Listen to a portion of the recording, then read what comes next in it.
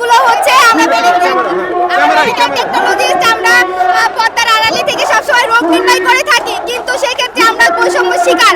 আমরা রোগ নির্ণয়ের মতো এত ক্ষুদ্র একটা কাজ করার ক্ষেত্রেও আমাদেরকে নন মেডিকেল পার্সন বলা হয়। আমরা তো নন মেডিকেল পার্সন না, আমরা রোগ নির্ণয়ের মতো একটা ঝুঁকিপূর্ণ কাজ করে থাকি, যেটার দ্বারা একজন পেশেন্ট সঠিক চিকিৎসা পায়। আমাদের একটা স্বতন্ত্র পরিদপ্তর দরকার, আমাদেরকে ডিপ্লোমাধারীদের 10ম গ্রেড দিতে হবে, আমাদের গ্র্যাজুয়েট মেডিকেল টেকনোলজিতে 9ম গ্রেড প্রদান করতে হবে, আমাদেরকে ঢাকা আইএসটিকে বিশ্ববিদ্যালয়ে রূপান্তর করে চিকিৎসার মান এবং শিক্ষার মান উন্নতি করার সুযোগ করে দিতে হবে। আর আমাদের 2013 সালে বন্ধকৃত নিয়োগটা আবার নতুনভাবে চালু করতে হবে। যদি এই দাবি আসলে মানে না হয় কি করবেন আপনারা? আমরা রাজপথ ছাড়বো না, আমরা এই দাবি যতদিন না পর্যন্ত মানবে আমরা রাজপথে আছি, রাজপথে থাকবো এবং এর থেকে বড় কর্মসূচি পালন করবো।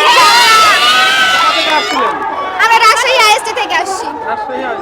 আমাদের দাবিগুলো হচ্ছে আমাদের যৌক্তিক দাবি। যদি এই দাবি হচ্ছে না মানা হয়, এটা হচ্ছে শুধু যে বৈষম্য শুধু আমাদের সাথে হবে তা না, আমাদের দেশের সকল সাধারণ মানুষের সাথে এই বৈষম্য হবে। তাই যদি এই দাবি না মানা হয় তাহলে আমাদের সবাই কঠোর কর্মসূচি দিতে বাধ্য হবে, এবং আমাদের যে পেশাজীবী বাইরে আছে তারা যদি হচ্ছে কর্মবিরতি দেয় তাহলে এই দেশের লাখো লাখো মানুষ মারা যাবে। তখন এই মানুষদের জবাবদিহিতা কে করবে যে এত এত মানুষের মৃত্যুর যে মানুষ মারা যাবে, এদের দায়ভার কে নেবে যদি এই মেডিকেল টেকনোলজিস্ট যদি কর্মবিরতি যায়? সেজন্য আমি স্বাস্থ্য উপদেষ্টাকে আহ্বান জানাবো যে আমাদের দাবিগুলো হচ্ছে আমলে নিয়ে এটার সমাধানে আসুন। আমরা হচ্ছে এটার সমাধান চাই এবং মেডিকেল টেকনোলজিস্ট জাতির মুক্তি চাই। আমরা আমাদের বৈষম্য বিরোধী মেডিকেল টেকনোলজিস্ট ও ফার্মাসিস্ট পরিষদের 53 দিন যাবৎ আমরা মাঠে আছি। আমাদের 6 দফা দাবি জন্য আমাদের 6 দফা দাবির প্রথম দফা দাবি হচ্ছে আমাদের স্বতন্ত্র পরিদপ্তর ও অধিদপ্তর গঠন করা। আপনারা জানেন বাংলাদেশের প্রায় 18 কোটি জনগণের জন্য বাংলাদেশে মেডিকেল টেকনোলজিস্ট ও ফার্মাসিস্ট সেবা দিয়ে যাচ্ছে।